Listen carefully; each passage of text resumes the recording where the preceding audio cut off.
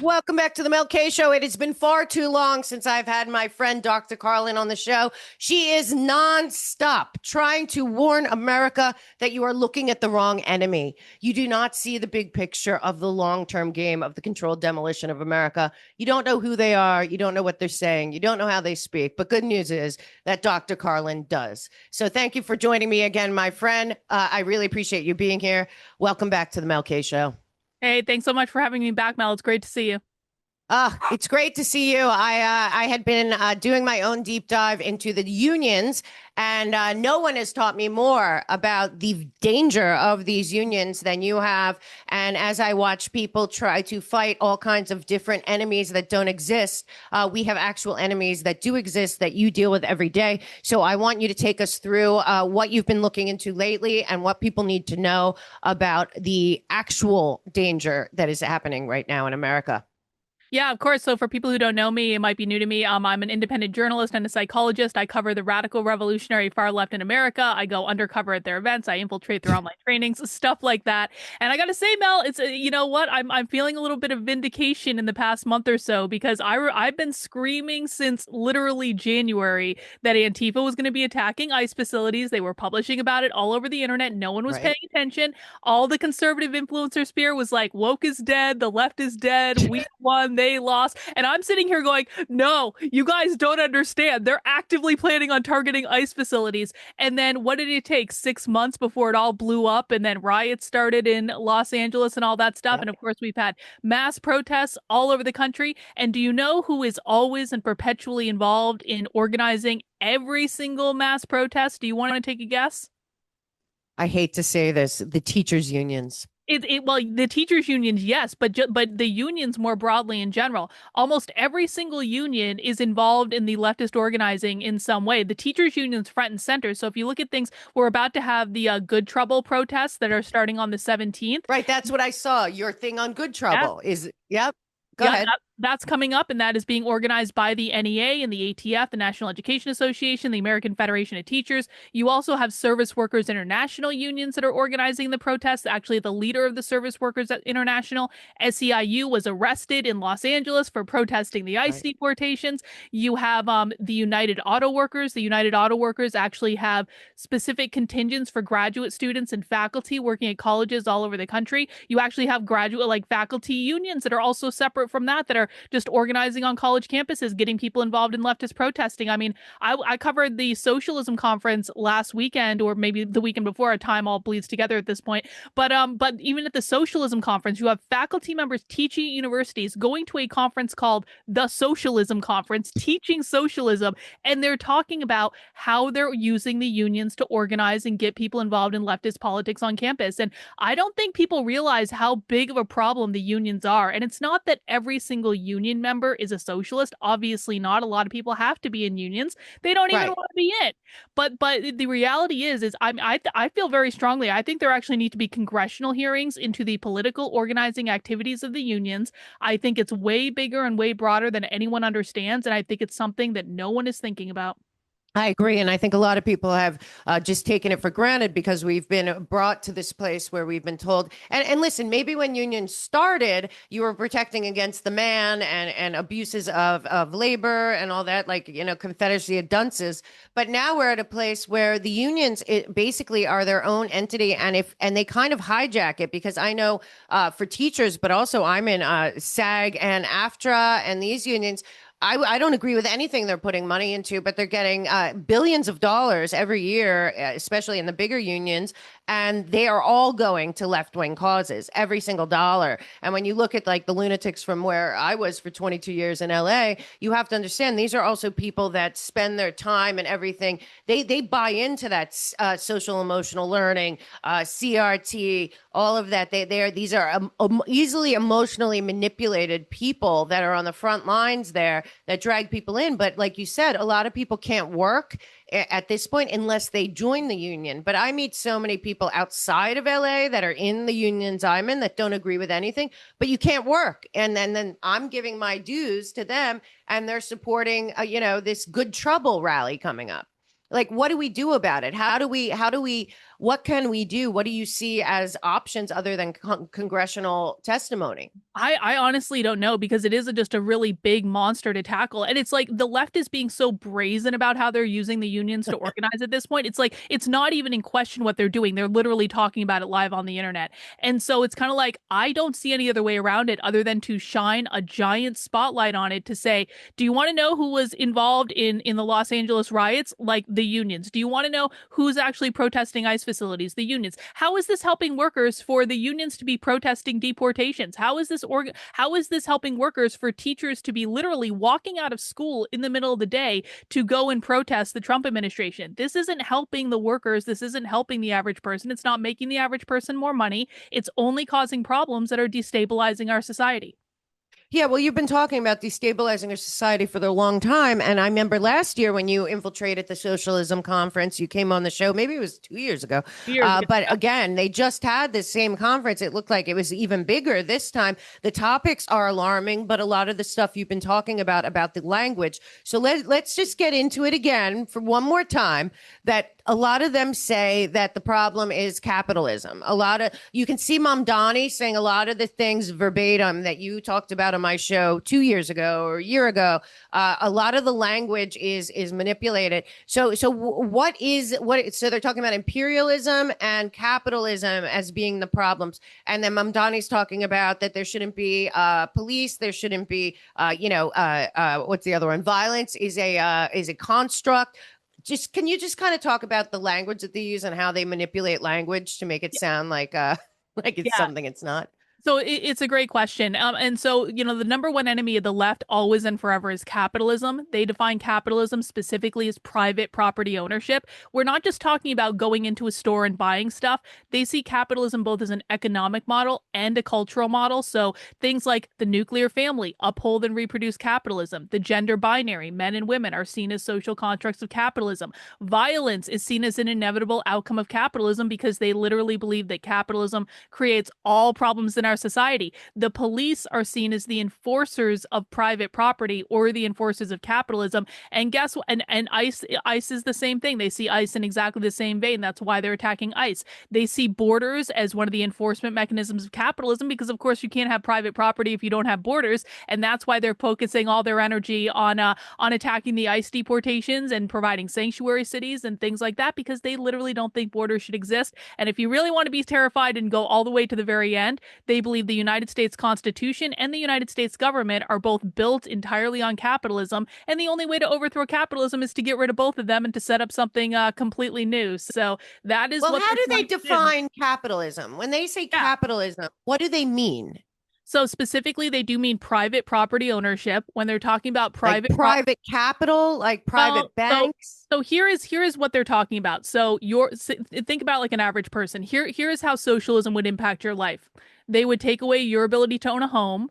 They would take away your ability to own land. They would take away your ability to have an apartment rental that you rent out as like a landlord or an Airbnb because they don't think landlords should exist. They would take away your ability to own intellectual property. They would take away your ability to own a private business, whether that private business is big or small. They would try to get rid of all banks and all money. They don't want that to exist. Don't want the police to exist. They don't want borders to exist. And if you really want to get down to it, they also consider parental rights to be a form of private property under their ideology because parental rights allows for the passing of generational wealth from parent to child. So they want to get rid of that too. So all the attacks on parental rights comes back to the same thing. So that's really what we're talking about. It is a little bit more in depth than that, but that is their basic definition. But I think something that you do that I don't see many other people do is differentiating between the Global Public Private Partnership Agenda 2030 UN plans and the Socialist Democrats of America and the Bernie Bros and the Union Socialists, because at the same time, they talk about stakeholder capitalism. Yep. They talk about changing capitalism. Obviously, Obama and the Obama Foundation and Valerie Jarrett really pushing the concept of inclusive capitalism. And then over in the Vatican, where the former Pope and Linda Rothschild and everyone during COVID, they were pushing stakeholder capitalism. So these are two different things, and I think people don't understand because that's what I think you're great at, and I think everyone should really pay attention is defining who the actual enemy is, and to conflate the two, I think is a real problem. What are your thoughts on that? Yeah, and I appreciate you making that distinction because you're the expert on the WEF stuff and the globalist stuff. I don't really pay attention to that at all. The only time I pay attention to it, honestly, is when the left, the radical revolutionary far left, is making fun of them because the radical revolutionary far left is not like Obama. They don't like globalists. They don't like technocrats. And I understand why it could be confusing to people, but think about it Right. like this: you have the WEF and you have the radical revolutionary socialists. These are two different baseball teams. They both want to win the World Series. They both want globalism. They both want to be the leaders of the new global society, but they are not on the same team. Think of them like the Red Sox and the Yankees. So what does that mean? It Right. means they're going to fight at some point. So we have Right. multiple monsters that we're dealing with, and I focus on the radical revolutionary far left. Okay, now the radical revolutionary far left is funded somehow, and a lot of these people are people that'll happily give donations. We've talked on the show with you more than once about Haymarket and their publishing ability, and that all these people buy all these books and all that. Are there higher level funders? Like people look at the CCP or the Singham guy is coming up a lot, and all of and obviously there's many honestly socialists and even communists that are billionaires as far as I can see all over the world. So where's the money come from for the organizations in your perspective? So this is another issue where people have to really understand what groups they're talking about. There is Yes. one group, one specific group. It's the Party for Socialism and Liberation. I've been following them for a long time. They are absolutely have connections to the CCP. That is very true. However, this is a group that's kind of like an outsider group on the far left. There are other affiliates around it. Like you have Breakthrough News, which has over 1 million subscribers on YouTube. You have the Answer Coalition. You have Code Pink. All those organizations, put them in a nice little pot and put them over here because on the radical revolutionary far left, although they are a factor, they ran a presidential and a vice presidential candidate in 2024. They're actually kind of outsiders. It's funny because when you read Antifa documentation, because a lot of people think that all these groups work together and they're the same, Antifa actively says we don't want to work with the Party for Socialism and Liberation. We consider them to be the paid protesters. This is on their own publishing website.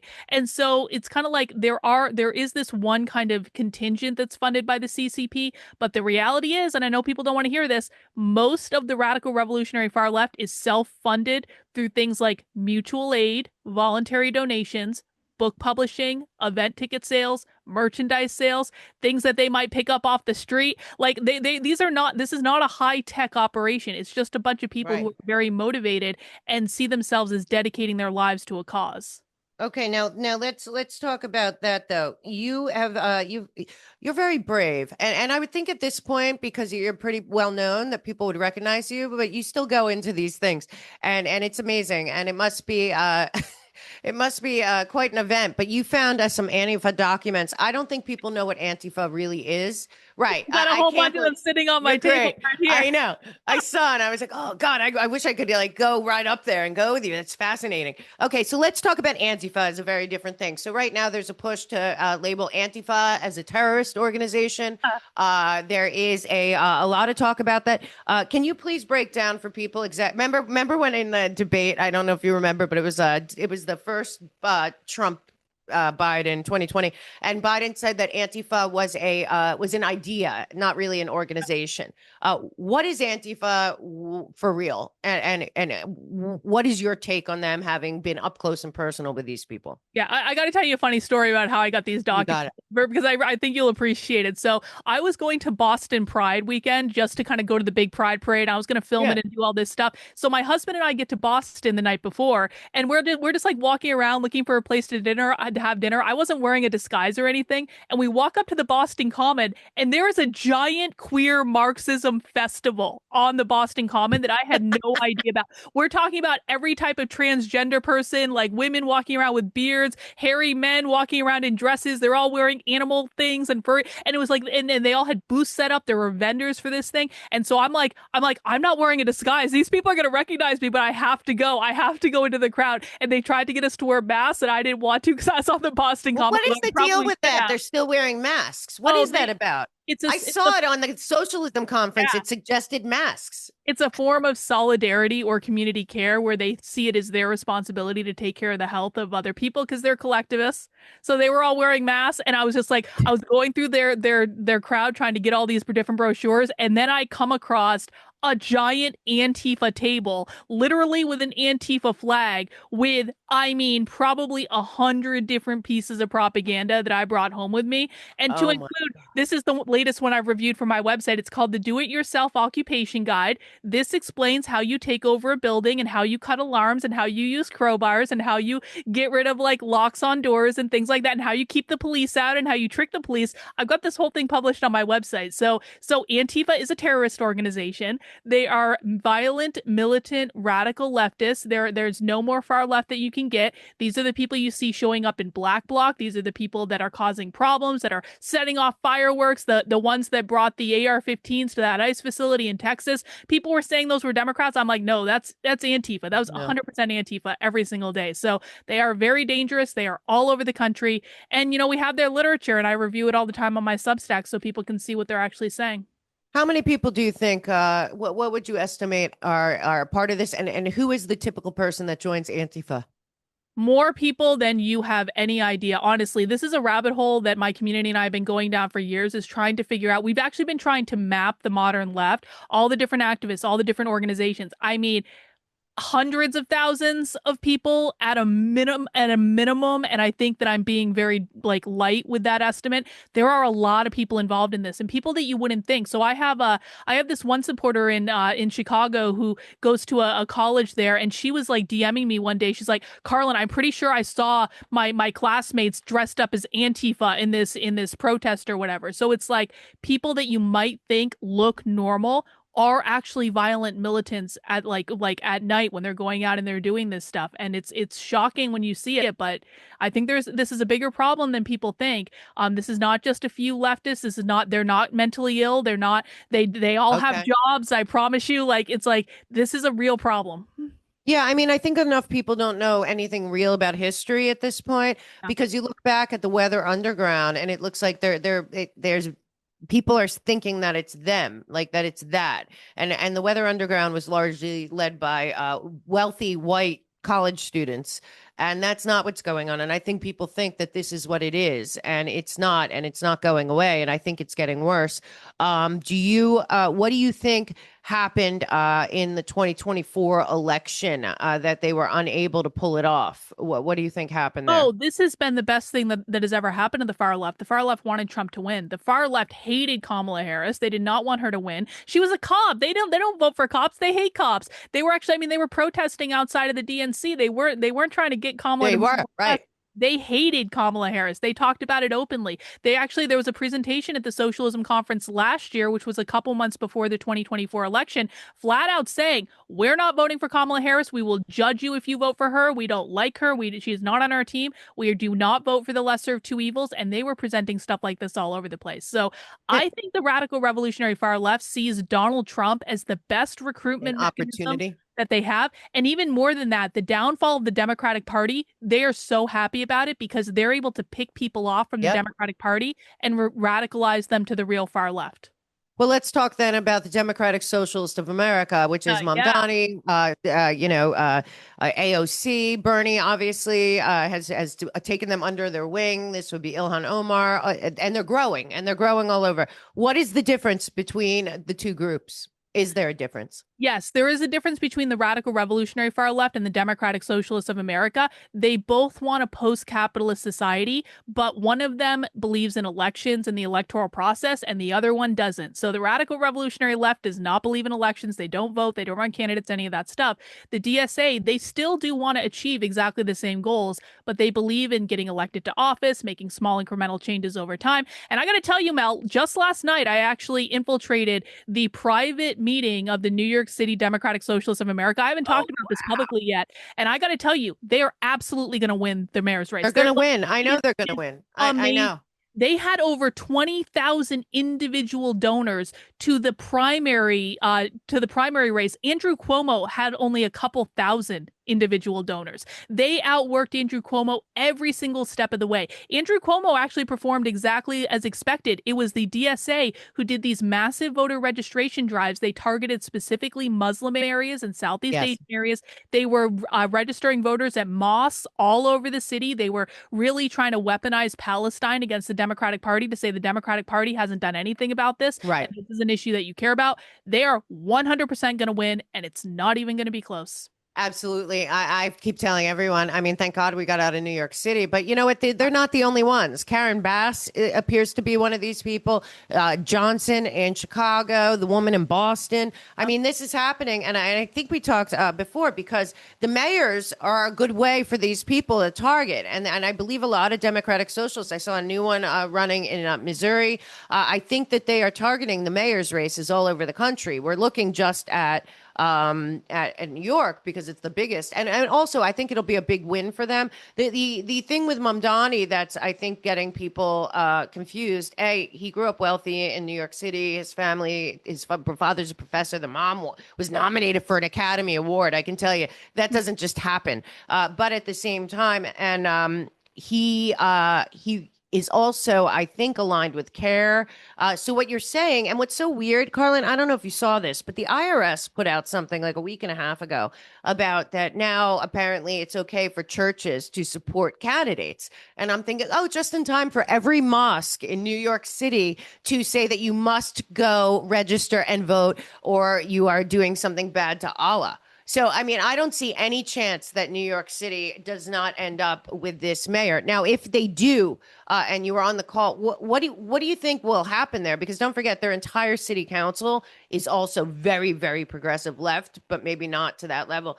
What are your thoughts from hearing their meeting? What is the goal of this guy for real? So certainly they don't like the police. So I would anticipate seeing defunding of the police. I would anticipate seeing additional taxes on the wealthy. I know they want to make public transportation free for everyone. They want to provide childcare incentives for everyone, which doesn't sound like a bad thing. And this is part of the problem, right? Because they're like, we want to give you free childcare. Well, that sounds pretty great for a working family, but you don't think about the repercussions of everything that comes along with it. And the indoctrination, because they're not picking childcare workers that aren't already ideologically aligned with them, I would assume. That's exactly right. And actually, one of the things that's funny about going to socialist events, a lot of people don't realize this because they think that socialists abort all their children or they don't have children. Not only do socialists have children, socialists have entire child care programs at their conferences and events and their meetings. So people actually bring their kids and they go into these child care programs where they play socialist games. They actually take popular games like Monopoly. Monopoly is about capitalism. There is a socialist version of Monopoly that they play in these socialist child care programs to teach the children how to share and how to grow up on a commune. I'm not making this up. Oh my God. You know, what's so crazy? I had been on with you a while back and I've been traveling a lot, and we were at Cornell and I saw a big display in the Cornell bookstore for Haymarket Books.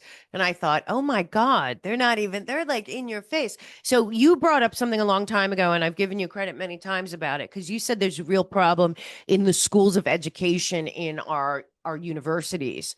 And I that is 100,000% true. The problem is, are teachers, is that like, are teachers so that you are only now able even to, it appears, to get a job as a teacher, be part of any kind of group or anything, if you are along the same lines of the ideology of socialism, so that there is no separation anymore. So teachers now basically are activists from the get-go, from kindergarten, it appears.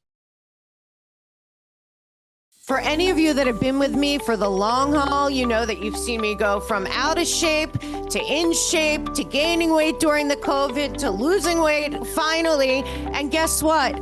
I realize I want to feel great. I want to feel it inside. And that's why I have decided to team up with my friend Tim, who runs Chemical Free Body. I have been watching them for years. A lot of my friends at Union of the Unwanted are also Chemical Free Body people, we have decided to get the chemicals out of our bodies, to live our best life now, to detox out whatever's in us. I mean, you hear about the glyphosate and the aluminum and the what they're spraying here and there. Well, let me tell you something. Chemical-free body has something for everyone and everything that you are possibly worried about. This is from real-life experience of being a master detox program. Well, Chemical-Free Body has the solution if you are ready to be clean on the inside. So go to the Mel K Show Partners page right now and click on Chemical-Free Body. Use the code MELK for a discount and start feeling amazing from the inside out.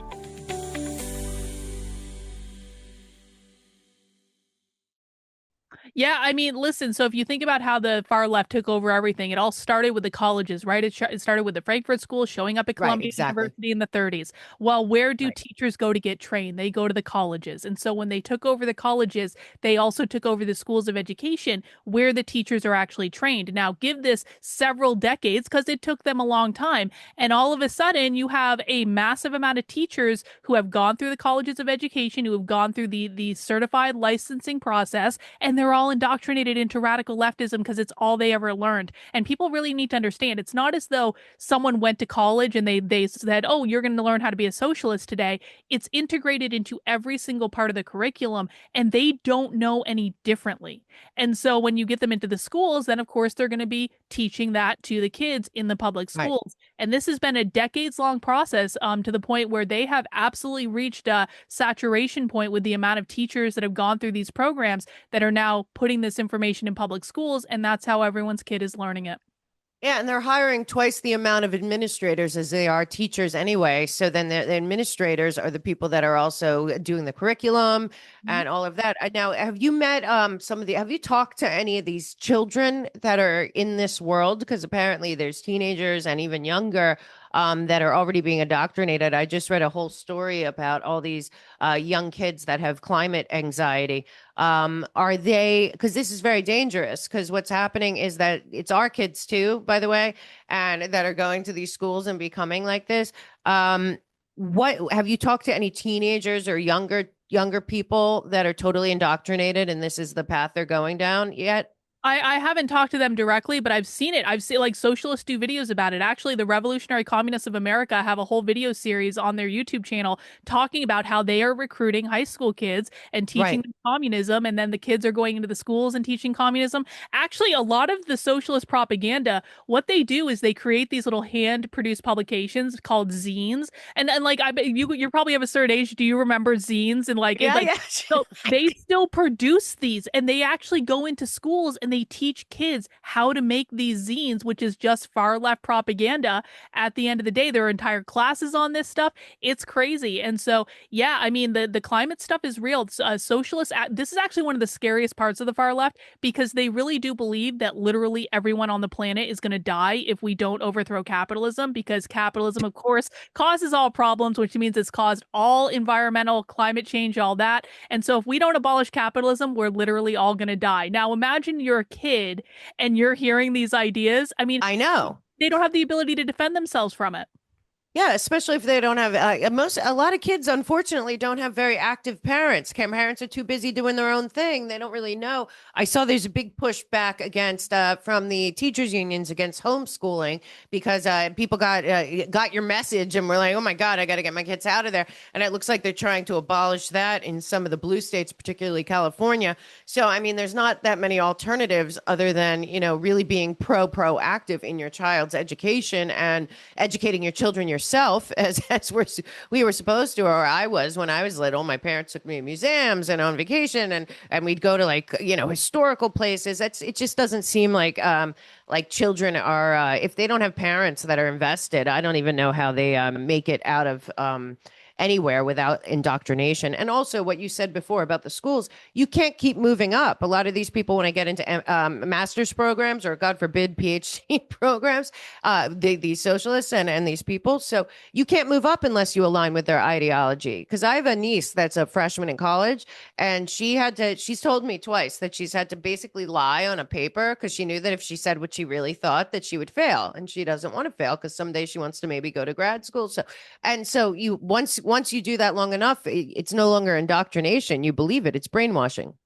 Yeah, no, absolutely. I mean, and so there is no way through the public schools or the colleges without at least involving yourself in this ideology to a certain extent, and that's part of the problem. And so I mean, this is why I say this: the problem with the radical revolutionary far left is so much bigger than I think most people understand, and this is why we cannot expect Donald Trump to solve this problem for us. I mean, he can issue executive orders, but that's really about it. And guess what, Mel? I have teachers all over the country on video literally talking about how they're ignoring Donald Trump's executive orders. I have teachers in the state of Vermont having entire teacher education meetings where they're like, we're not doing this, we're not doing that. The school board totally approves. We don't care if Trump pulls our funding or any of this. And so it's like, Donald Trump is not going to save us. People have got to start waking up. They've got to start looking at what's happening in the world. And we have to start realizing that we have to save ourselves.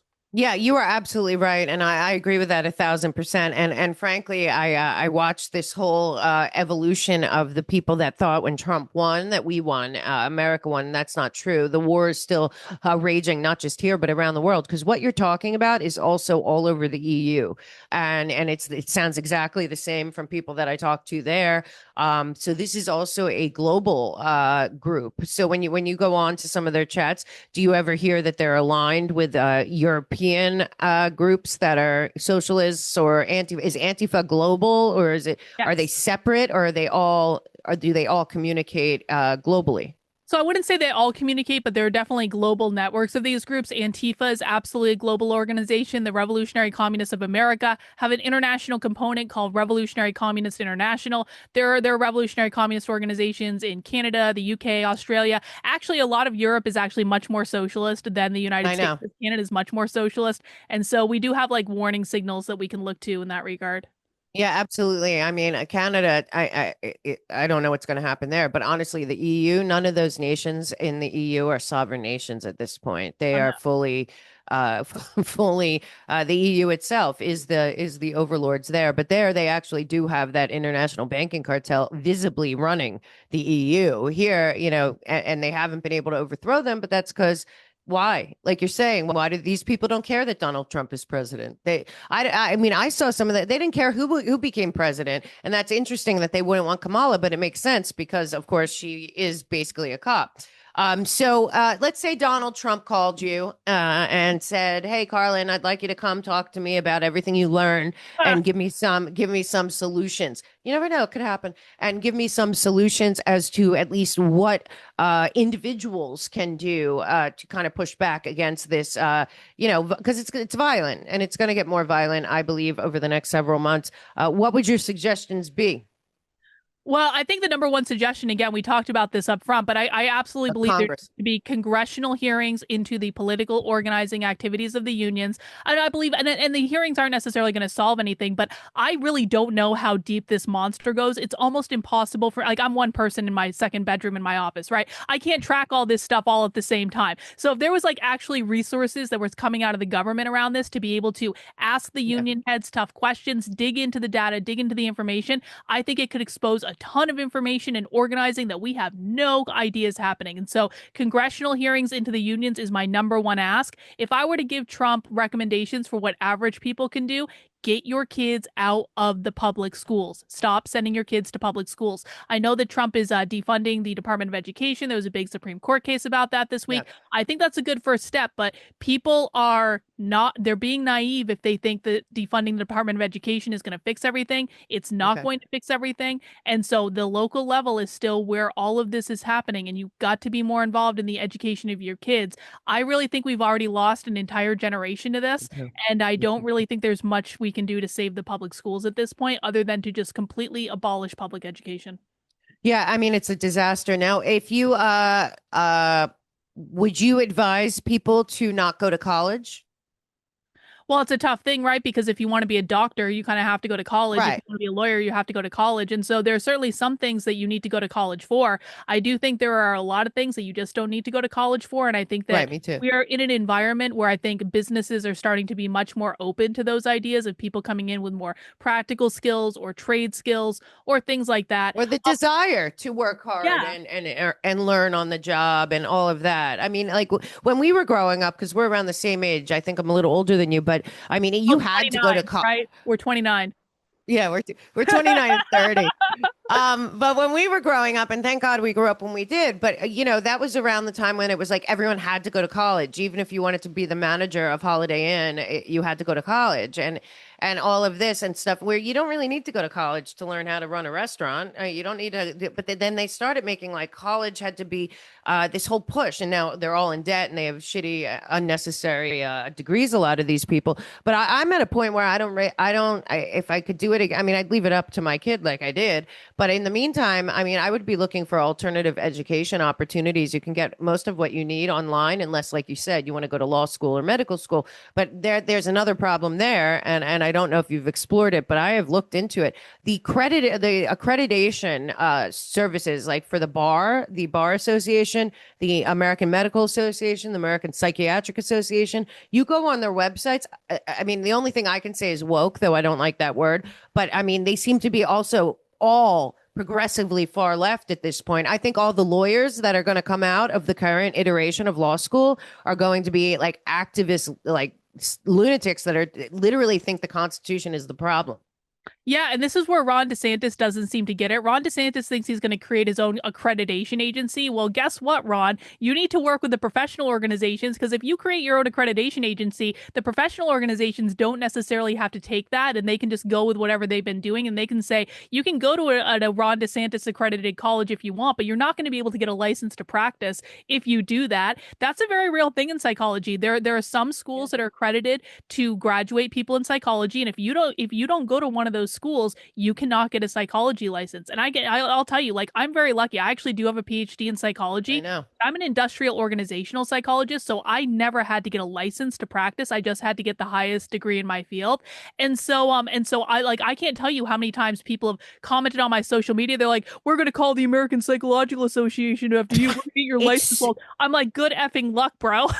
I know, but my sister actually is a psychiatrist, and believe me, the Yeah. entire American Psychiatric Institute is Yep. completely far left progressive. Kids aren't even like they don't even look at them anymore in terms of bipolar, depression, all the things that like before. No, DSM doesn't even matter anymore. They're going straight to what you're talking about. I mean, on even on the American Bar Association, they talk about imperialism, capitalism.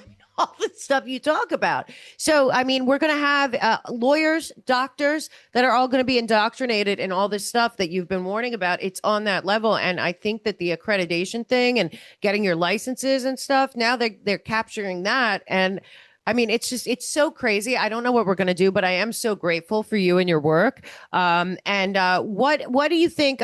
Somebody that's listening to this right now that wants to do something locally, what are some local things people can do other than finding alternatives for their children in school and all that? I mean, hey, do a shameless plug and say, come to my streams and watch my Yeah, content and learn how to speak we their love your language. streams. I mean, seriously, because like, isn't it amazing when you come to my streams, you see the socialists say something? Because that's what I do on my streams. I just show I their know it's great content and their trainings, and then you go out into the real world and you're like, I see it there, I see it there, I see it there. everywhere. It's crazy. And once you learn how to speak the language, you learn how deep this problem really goes. And so honestly, that's the number one thing I think people can do right now. Maybe a little self-serving for me, but I think No, the no, number no. You one do thing, a great job. I yeah, mean, but me and Rob see your stuff everywhere yeah. because we watch you and we also your streams are so funny sometimes I have to tell you. I mean, and sometimes you don't even mean to be and they just end up being hilarious. But I got to tell you it's education. It's awareness. It's knowing. I always say to people, if you know you're being propagandized, it doesn't work. If you're fully aware of it and I think that's what you're great at doing for people because then you do start to think different. You do start to look at people differently. Like you said about Antifa, somebody could have a day job where they're at the next cubicle from you, and at night they're going there. And if you hear their language, you're going to start to realize, oh, because it's a collective group. So, can you tell my audience where to find you, how to follow you? I love talking to you. We got to do it more often now that I have a lot less traveling and a lot more time to think. So, go ahead and tell everyone how to follow you. And we love your. Everyone should go check out your live streams. They are phenomenal. I really do appreciate it. I stream Monday through Friday at 5 p.m. Eastern time on YouTube, on X, on Rumble, on Kick. You can find me just my name, Carlin Borisenko. It'll come right up. I'm the only person in the world with that name. I also do Socialism Saturdays on Saturdays at 6 p.m. where we watch the Real Radical Oh, Revolution that on the is left. fun. Yeah. And That is that you gotta grab a beer up and I grab a glass of wine and we go watch your socialism Saturday like it's a comedy show. I mean, and it's not it is a it's comedy show. It's also entertaining and educational, and sometimes and terrifying at the same time. Well, you're the best, and I love you. And you also have an excellent Substack, and I think people should check that out as well. We'll put all her links below. Thank you so much for making the time. I know how busy you are. I mean, literally, you must work hundreds of hours a week, but it is really worth it. You've educated me, and I think hundreds of thousands of people. So thank you so much, and we'll see you again. Thanks. Mel, appreciate it. And make sure you tune in to Mel K in the mornings at 12 Eastern every single day. We are bringing you news you won't get anywhere else. So make sure you tune in every morning to know what is going on and what you're not hearing elsewhere. Mel K in the mornings. It's your place for your daily dose of truth. Looking for coffee that actually does something for you? I know I was, and I was searching around trying to find something that would really make a difference. And then I found Danger Coffee. Remineralized with over 50 trace minerals and electrolytes to fuel hydration, energy, and vitality. It's mold-free, lab-tested, ethically sourced, and roasted fresh for peak flavor. It is delicious. Single origin, specialty grade, pure performance in every cup. Ready to upgrade your brew? Click the link at themelkshow.com or visit dangercoffee.com. Use code MELK10 at checkout for a discount and start drinking dangerously with Danger Coffee. Derm is a luxurious, toxin-free skincare that actually works. Not only do we take the toxins out, we put the most powerful nutrients in. All of our products are an effective way to detoxify, replenish, and protect your skin. Our toxin-free, natural ingredients provide real results without compromising your skin's health. Unlock the secret to beautiful, healthy skin using this synergistic skincare system. It's never too late or too early to begin living a more beautiful life with Givaderm. Natural, healthy skin. So head on over to themelkshow.com, go to the partners page, click on Givaderm, use the code MELK, and get a great discount right now.